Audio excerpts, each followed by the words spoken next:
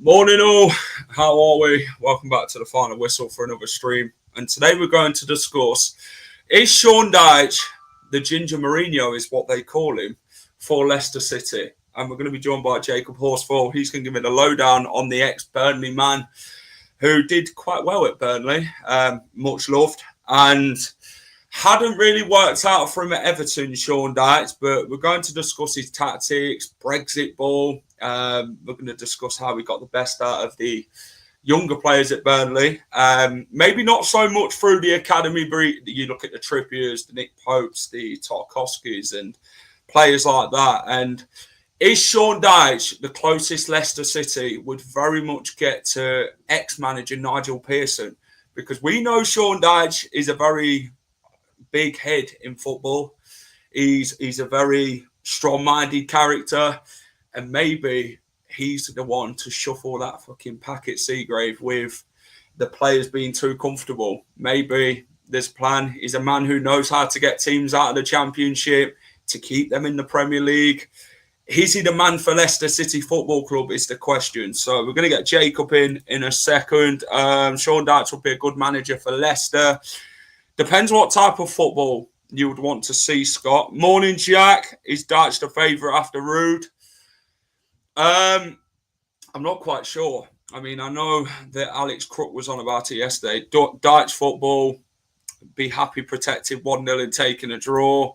Don't be upset when Monger and Alves are on the bench after 30-year-old playing. I know we had bloody Ashley Young at Everton, didn't he? We were like 35. My concern is who is going to be the target man under Dyche. Dyche won't accept conceding from corners. I mean, I don't even think Burnley conceded many from corners, if I'm honest with you. But they had a strong defence, didn't they? Ben Mee, Tarkowski. They had a good, strong defence. But let's get Jacob Horsfall in to give me the lowdown on the Ginger Mourinho, as what they'd like to call him, Sean Dyche. Jacob, how are we? I'm good, mate. How are you? Welcome to the channel. Firstly, Jacob, shout out your YouTube channel. What do you do regarding football? Just general football analysis in the Premier League and the Championship, really. Transfers, tactics, all that kind of jazz, to be honest. All the boring stuff. Any videos that you've done on Leicester? I've done quite a few, to be fair. I think I've had the one when Van Nistelrooy came in. I had the one when Cooper was there talking about the problems.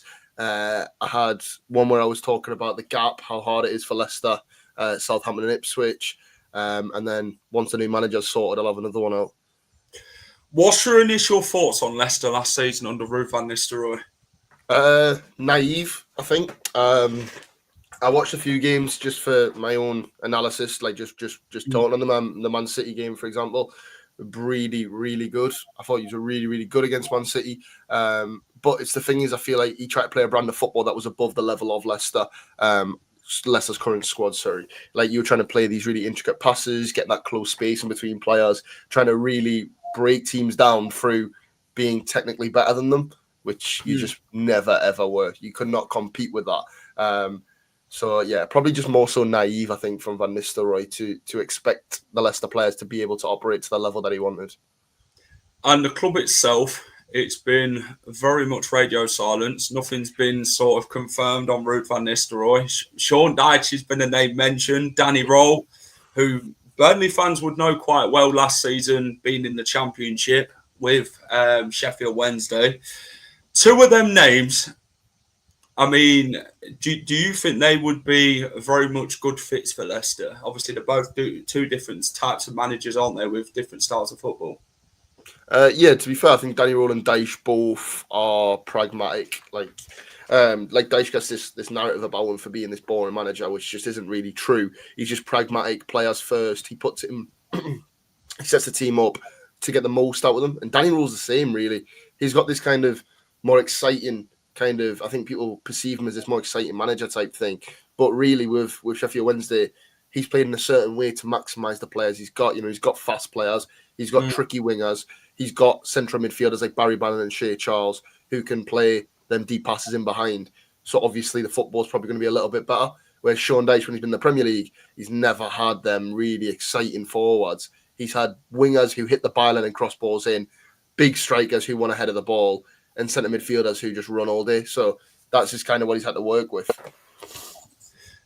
Sean Dyche, then, ex-Burnley manager, got promotions with Burnley, one of your best ever managers, even named a pub after him. Talk to me about Sean Dyche's time at Burnley, where it all started to really how it ended. It was weird because Burnley were like rotting in the mid, like not even the middle, the bottom half of the Championship really when Dyche came in. We were nothing. We were a little bit in a bit of debt. The club really wasn't in a good state. He came in, obviously got promoted, which was just unbelievable, incredible. Burnley's second time being back in the Premier League, I believe, after we went up in 09-10. And it was just incredible, like being back there. And then obviously went straight back down, but that was fair. Then he came back down, stayed with the team, built a really built on the foundations of the squad that we've been able to buy in the Premier League, went up, incredible. I believe we went up, we beat Chelsea 3-2 on the first day, just won the Premier League. And then we went on to qualify for Europe, consistently overachieving. We missed out on Europe a couple of times by a few points while spending like 500k a window, sometimes not spending in a window. The most we ever spent was like 15 million in one window. I think was the season we came up the second time. We signed like Stephen Defoe and players like that. But yeah, he never had many resources. But then we continued, and obviously as we went on, that kind of lack of investment really just came back to hurt. Well, I think because we had so many years without this investment, and the old owner put all his money into like new training ground, making sellable assets really. So he could obviously get the most when he came out, and he kept us debt free. We owned everything. We owned the stadium. We owned the training ground. So obviously, as a club, we're in a good place. But on the pitch, it was poor for Dyche because we spent so much. We never really spent so much. And he was sat trying to work on these fine balances.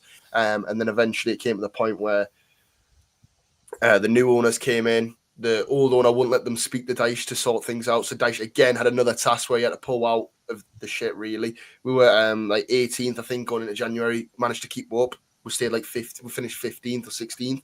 And then also, we then spent a decent bit of money. Maxwell Cornet for like 15. Nathan Collins for similar, I think. Weghorst for similar, I think.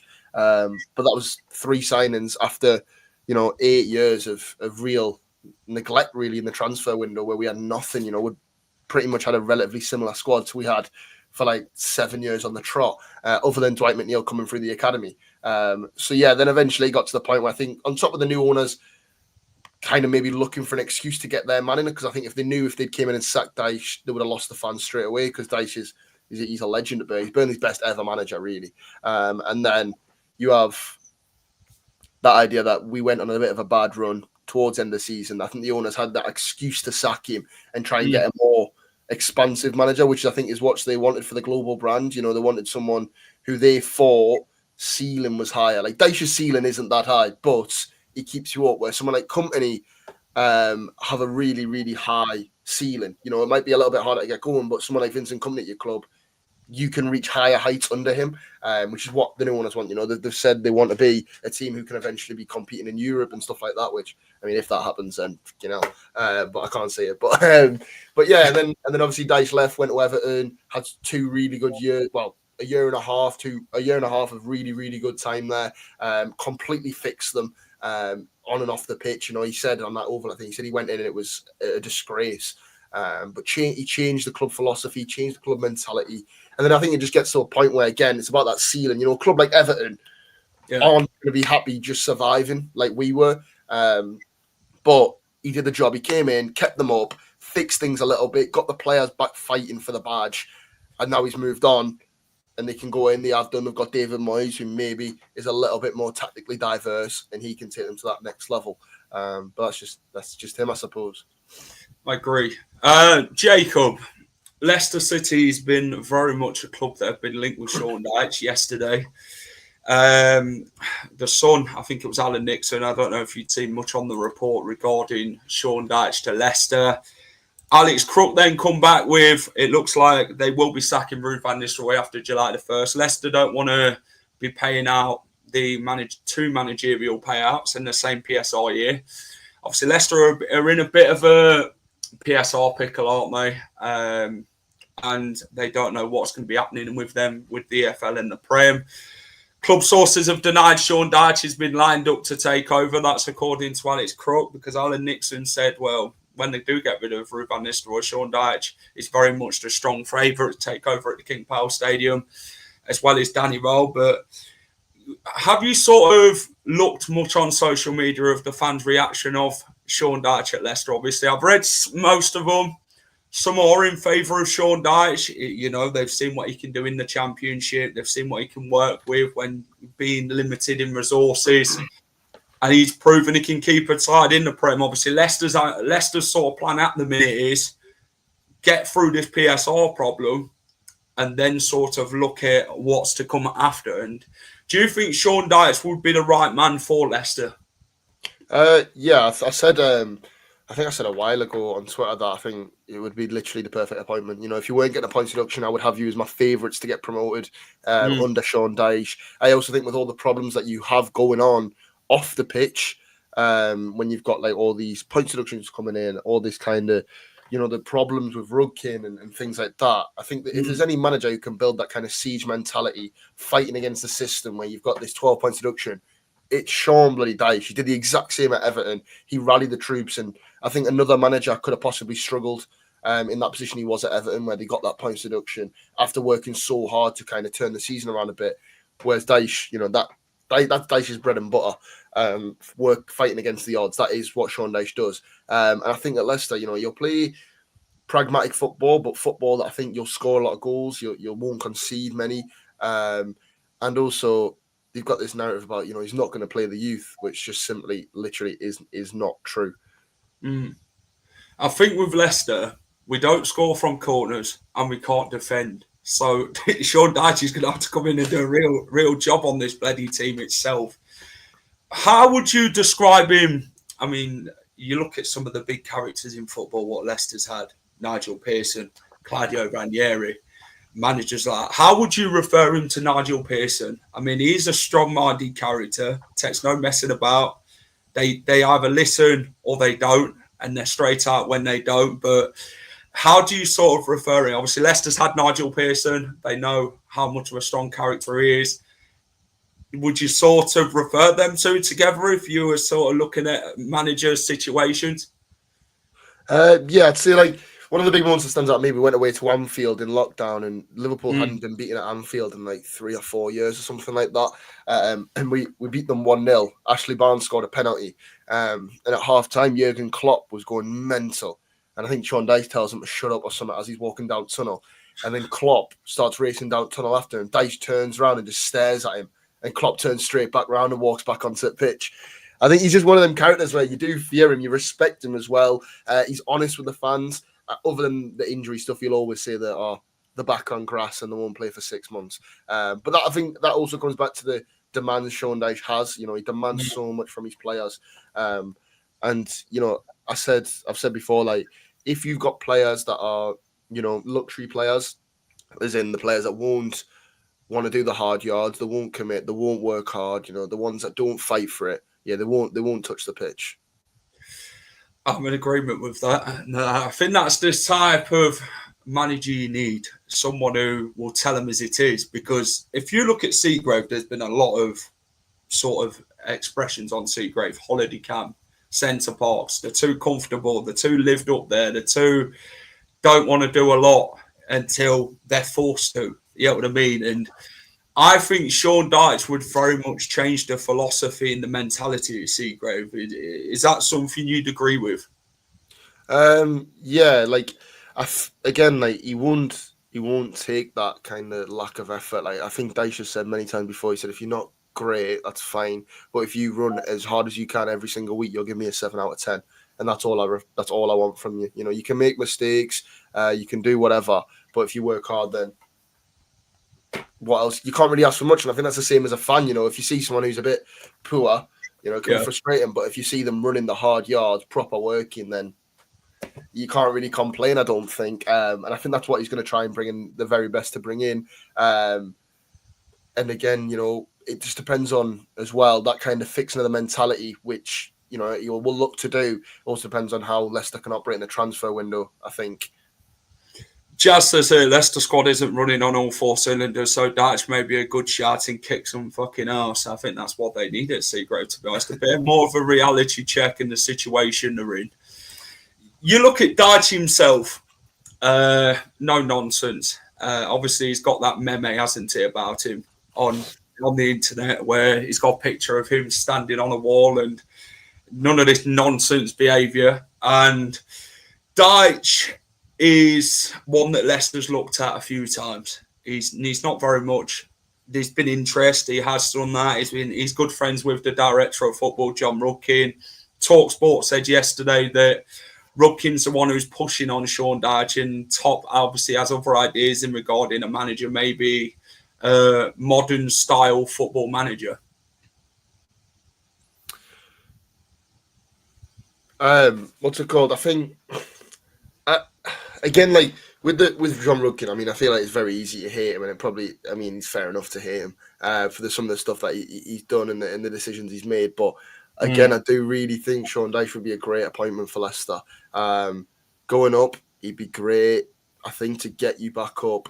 I think like that comment says there. I mean, I wouldn't necessarily say force him. You know, if they're worth of it, then he'll pay them. Ben Mee was on like 60 grand a week, I think, which I know for Leicester might not be a lot but for Burnley that was high. But then again, Dyche was paid more than any player in the Burnley squad. When he was at us, he was the second highest paid manager in the league behind Pep Guardiola. But yeah, I think someone like Dyche is someone that will just take you up. You know, like he won't. Sorry, that's all right. Carry on. Okay, now my hay fever's killing me. But he's not someone that will play this football, like I said with Van Nistelrooy, this football above the level of some of your players. And again, if you have that, maybe a potential transfer embargo, it'll be harder for other players it'd be harder for a new manager to come in with his current crop players without being able to bring his own players in. Whereas Dyche will just get a tune. He'll play the best system for them players to do well. I think that's what he said when he talked about Man United as well. He said, like, Amarim's playing this intricate system. He's saying, just go back to basics, play the football that's going to suit them, and you'll get more success straight away rather than trying to shoehorn players into a system. Steve says, my biggest issue in the fact that he's going to be the highest paid manager in the Championship. He's not going to come cheap, is he, Jacob? Let's be honest. He's a Premier League manager.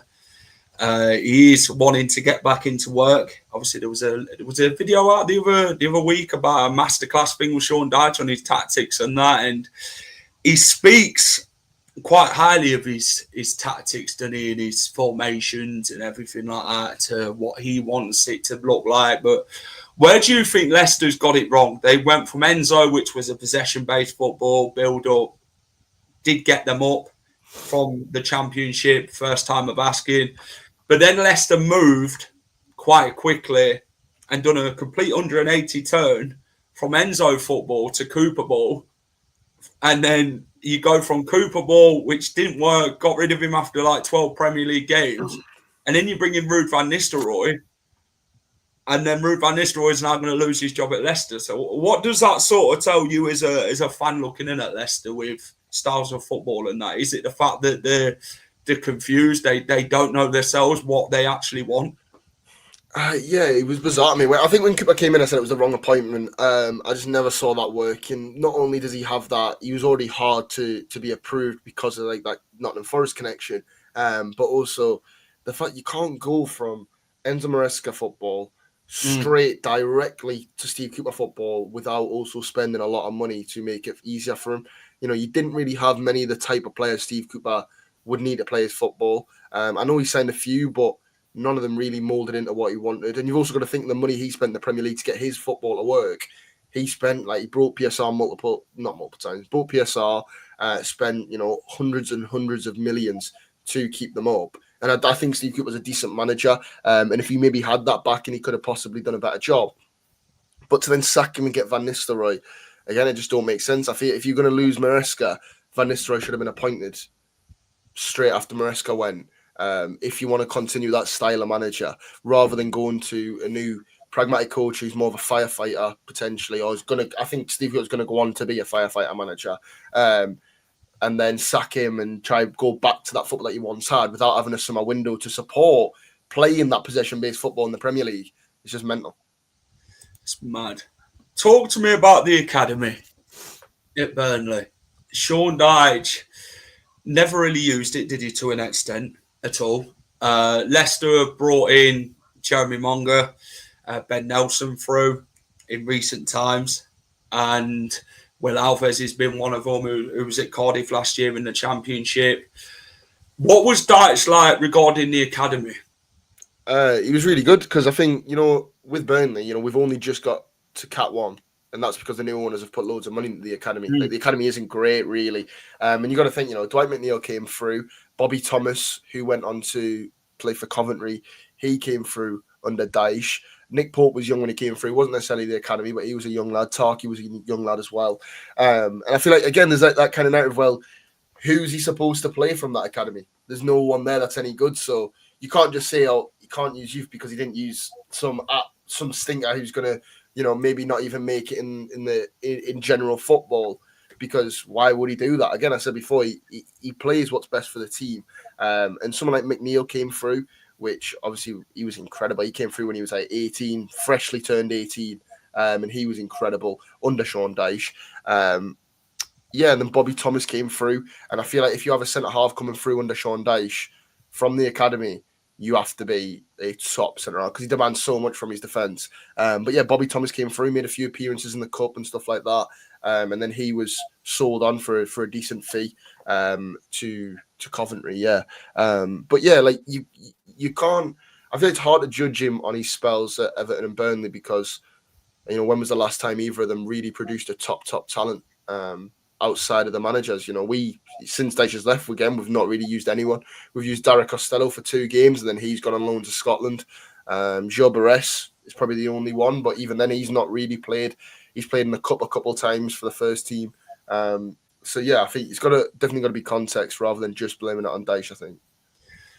But before we get on to Leicester's academy side of things of Sean Dyche, Jenny says here, Dyche's last 12 games, 1 win, 2 scored. Forget the narrative. He has limited resources. He had 15 new players at Everton and decided Michael Keane was better than Bramfoy.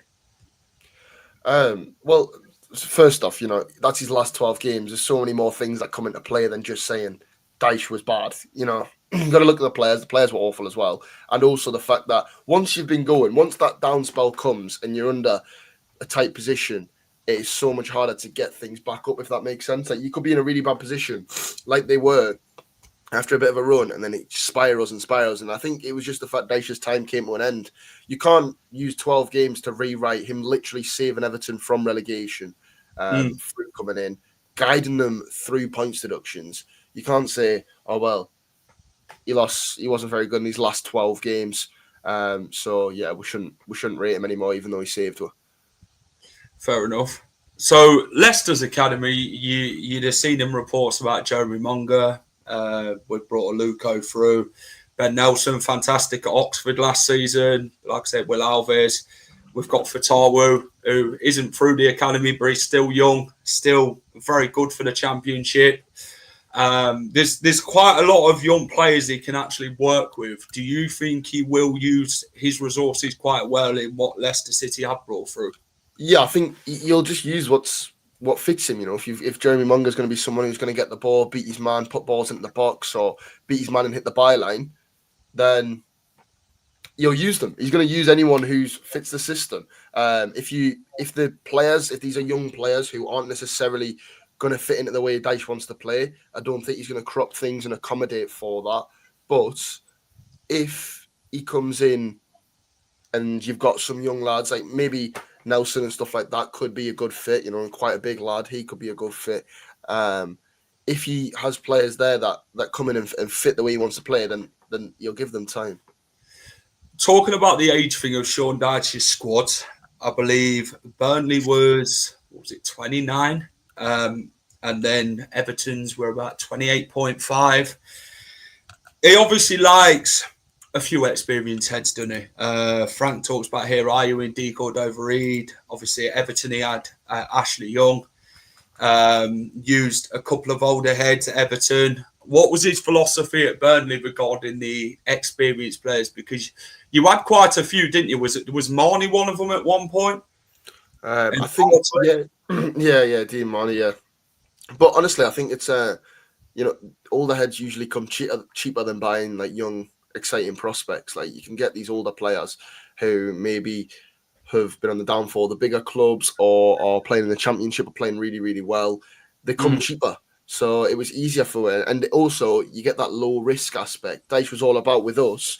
He said he didn't have the space, the financial freedom, or the club didn't have the position to take them financial risks and go and buy someone for 10, 15 million who's 19, 20, had 2 good seasons in the championship. So everything we went for under Dyche was they've got good 5-6 years of good experience, playing to a high level consistently. They're good people. That's what he said as well. That's the forefront of his recruitment is, are they good people? He said he doesn't want a team full of people who are not going to run, who aren't arsed, who don't work hard. He said he wants a team of people who are good lads, who will work hard. We never really signed many. I mean, we've got Josh Brano, but even then he was like 24. But he'd been playing in the Championship and League One for, 6 years. It was more just taking low risk moves, I think, because the club weren't able to make risky decisions. If he comes in and doesn't play the youth, fair enough. I mean, Jacob, Dyche regarding defence and set pieces, how does he set up in that approach? Because Leicester can't defend. And when they do try and defend, it goes horribly wrong with Wout Faes or whoever's in defence at the time. You've seen how many goals we shipped last season in the Premier League.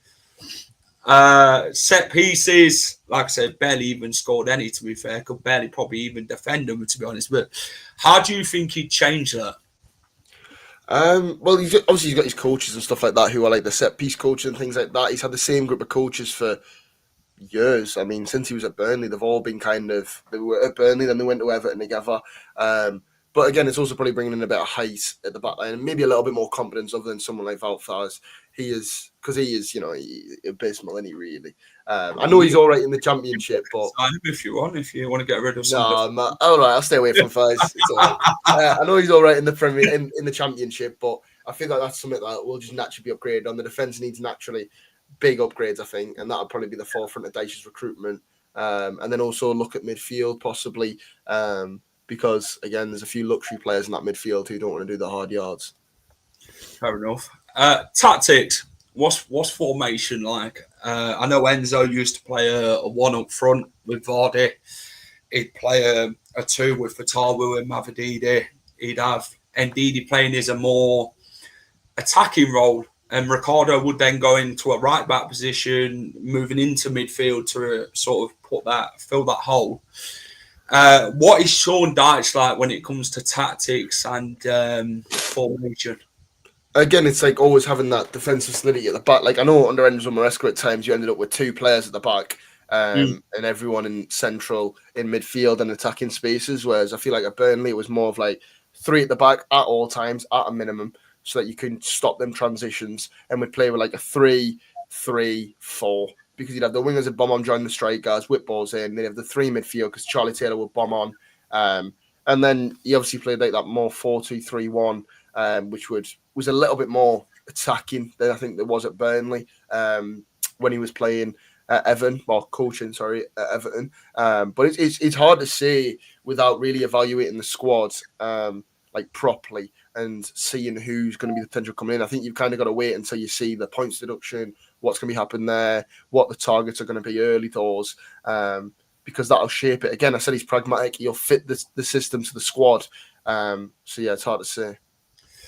So looking at Leicester's squad categorically now, say the window's shut and we've got the squad that we've got at the minute in the Championship, who would fit Dyche's style of thinking at that Leicester squad? I think you get rid of? I think Fatawu works really well. Able to beat his man, able to deliver a ball into the box, can play by the touchline. I'm trying to think. Well, Justin could be okay. You need a new left back, probably a new centre half. I think the keepers are all going to be fine. In midfield, I think Harry Winks could be really good. Almost similar to the way Ashley Westwood played at Burnley under Sean Dyche. And then up front, you're probably going to need a new striker. And then, that's probably about it, to be fair. You've probably got 6 or 7. But I feel like the rest are players that really do need to be dropped because they don't work hard enough, Well, you've been saying everything that the Leicester City fans have been saying. Some call them overpaid chances who don't put enough work in, don't do the yards. They're just there to pick up the paycheck and just want to get a move in the summer and get quite quickly away. Maybe that's Wild Fast, another one who's you mentioned. Everton, when they had a 10-point deduction, Sean Dyche got Everton out of that mess and comfortably kept Everton up. Do you think he's a manager for these type of situations? Yeah. Like I said, I think he's one of the best managers when it comes to creating kind of like a siege mentality. And when you get that point deduction, I'd still back you to go and get promoted. Minimum requirement is hard. Talk to me about Dyche ball. Well, I tell you what, I'm going to refer it as what I said it to you. Brexit ball. Talk to me about Brexit ball. How do we talk about Brexit ball? It's just again, it's like that. He did at Burnley that Brexit ball. What was best for the squad? He played the 4-4-2 because we had 2 wingers who were wide and could put balls in, and they were a bit experienced. They weren't skillful necessarily, other than Dwight McNeil had a bit about him. And then you had the fullbacks who were both overlapping fullbacks. You had 2 centre halves who were big brick shithouses, and then you had 2 big centre forwards. So it was, when you look at that squad, how do you get the best out of it? You're probably going to want to play balls in behind for the wingers. You're probably going to want to hit the feet and the head of the strikers, who are big physical lads. And you're probably not going to want to play out the back with Ben Mee. So straight away, it kind of sets itself up. I agree. If you got any more questions for Jacob chat, get them in. I will try and get many for him. But how would you sum up Dyche's time at Burnley then, as a whole? A legend. He'll always be a Burnley legend forever. I remember when Everton came in, the whole stadium, serenaded him as he came onto the pitch with "You'll always be a claret." He'll always going to be a Burnley legend for the stuff he did for us. He literally changed the trajectory that the club was on, from being a bottom half mid-table championship club to being now a team who regularly compete in the Premier League, have competed in the Europa League against teams like Olympiacos, like Dyche. I don't think you'll find a Burnley fan who will speak negatively about him as a whole. They might speak negatively about his final season and the fact that we never really progressed too much further than the way we were at. But I think if you look at him as a whole, for any Burnley fan that can ever discredit him, then it's just clueless. Why didn't Saints or Sheffield United take? I'd say they're in a better position than Leicester. Probably going to lose less players. Probably got a little bit more money to spend in terms of PSR and stuff like that. Aren't getting a points deduction. I think they've got room to take a little bit of a risk on an expansive manager like a Will Still. And Sheffield United as well. You don't know. They might not be able to afford to pay for him. They've gone for Ruben Sellers, and also Sean Dyche would never accepted the AI stuff going on at Sheffield United. Chris Wilder didn't take it. Sean Dyche is never going to take it. So someone like Sellers comes in for them. So I think Sheffield United's off the equation anyway. And again, Southampton, they've got more money probably to spend. They're in a better position on and off the pitch. Obviously, I think they're going to lose less players. And I think their players are more suited to expansive football rather than Leicester, who are going to have to sack off a load and try and replace them with players who are more capable of just winning games. This is what I look with Sean Dyche. He's not my favourite choice, because I would like Danny Rowe. I think he's an attacking minded manager and then defensive afterwards, and he's still young up and coming manager, isn't he? Learning from what he's learned. But with Dyche, I think he'd bring stability.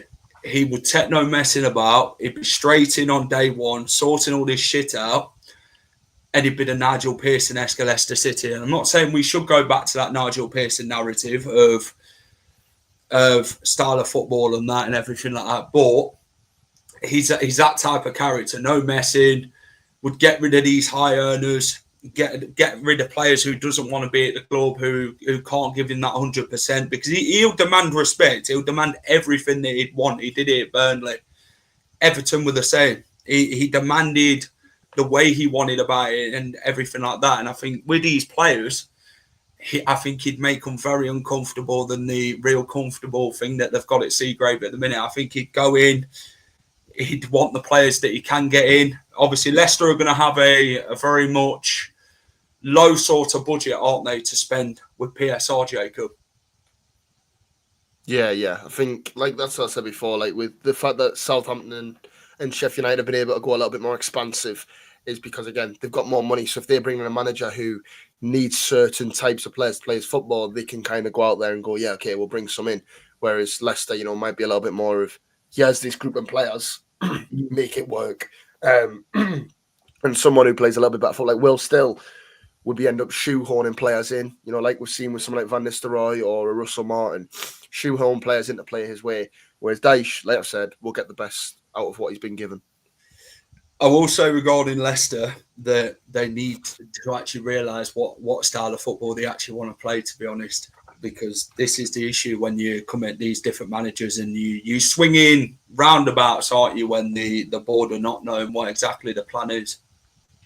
Yeah, like, I don't know, if, let's say Dyche doesn't do well and he gets sacked because he don't get promoted or whatever reason, you then sat there going, okay, so we had a summer window under Steve Cooper where we brought a lot of, maybe more players to play a more pragmatic defensive system. That didn't work. And then we went and got Van Nistelrooy. We give him nothing really. We brought one young attacking player in. Didn't play really. Wayo Sulabali came in from fullback. Didn't really do anything. And then you go to the next window. You've got Sean Dyche. You've spent a bit of money on some more young pragmatic defensive players. You then go around and you sack him and you go, right, that's not working. Let's bring in someone a little bit more attacking. You've then got to change the whole dynamic of the club again from where you had it under Enzo Maresca. That's gone to the pragmatic stuff, back to that football of having the more of the ball. It's really tough. Has he got a plan B? But yeah, like I said, like he plays the way to get the best out of the squad. Whether that is going to be having more of the ball, like we did when we were in the Championship, or if it's going to be playing long ball. It's all about what fits them the best. Last question for Manny. I know you've touched on it quite briefly about the academy. Did he bring it through Burnley? Would he give our kids a fair crack? Yeah, again, like we had McNeil, we had Bobby Thomas, both came through under Sean Dyche, which I think that's, for a manager, there's not many managers that bring in, 6, 7, 8 young academy players during their time there. Did Jimmy Dunn come through as well? Pardon? Jimmy Dunn. Yeah, he came through as well. Yeah. Jimmy Dunn came through and he was all right, and then just never really got to the level of Premier League, and he's kicked on really well now. But I think, it's like we didn't have the best academy. We were Cat 2, Cat 3 even for a long time, and now we're only Cat 1. Now the new owners have came in and put in loads of money into that academy to try and improve it. And even then, we've still not really had anyone from the academy since your Bobby Thomas, Jimmy Dunn, and Dwight McNeil kind of stage of Sean Dyche.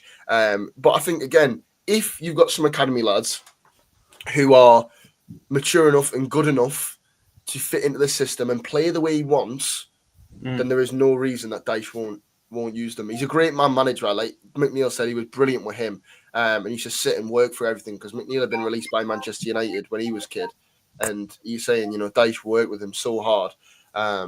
And I think, again, if they've got good enough players, if the players are good enough and suit the system, then they'll play. I'm going to leave one thing with you. Pitch Sean Dyche to the Leicester City fans. Why should they potentially go for Sean Dyche as manager? He gets the best out of players. Luxury lads who don't want to do the hard yards, who I know a lot of Leicester fans hate, they'll be straight out the door. And also, he's got 2 promotions on his CV. The last 2 times he's been in the Championship, straight up on really, really, really good record seasons. I think Burnley went 26 unbeaten the last time they were there under Sean Dyche. And yeah, you'll get you promoted. I don't know with the points deduction, you'll at least get your playoffs. Without a points deduction, he takes you top of the league by a mile. And where do you realistically see Leicester finishing this season? With obviously the points deduction involved, Jacob, where can we get promoted like via playoffs, or do you think on how big it really is going to be? I think I'd have to see the transfer window, but I'd probably say 6th or 7th place. Fair enough. Jacob Horsfall, thank you for your time, mate. Really appreciate it on the channel. Let everybody know what you do regarding your channel as well before I let you go, mate. Yeah, I just do Premier League and Championship analysis, talk about players, different tactics, all that jazz. I've recently did one on Sheffield United's new manager, and I will have one coming out on Usman Diomande at Palace, and then also Sean Dyche to Leicester City, where I break down the tactics and how the squad may mould to that, and potential signings for Leicester. But yeah. Guys, if you want to subscribe to Jacob's channel, I've put him in the description, so just click on his description in the thing and you'll find his page. Great content, a lot of great truth speaking Leicester City on Jacob's channel. I've watched a lot of his videos, so yeah, very good insight on these videos and very informative as well. But Jacob, thanks for coming on, mate. Really appreciate it, and all the best. Thank you. That was Jacob Horsfall. So the question is Sean Dyche for Leicester City then, Leicester fan? Would you take him? Would you not? I know there's been a lot of battling on X regarding force and against regarding Sean Dyche. Which camp are you in, Leicester fans? Let me know in the comments. And yeah, let me know. If you watch this on playback, let me know your forces. We've been thoroughly talked about Sean Dyche. And Jacobs gave us a real lowdown and a real insight into the ex-Burnley and Everton manager. Guys, if you enjoyed the stream, hit the like button for me. Subscribe to the channel if you're new and you haven't subscribed already. Please get down and do so. It'll help me out massively. Take care. Have a great rest of your Sunday, wherever you're up to. And keep it at the final whistle.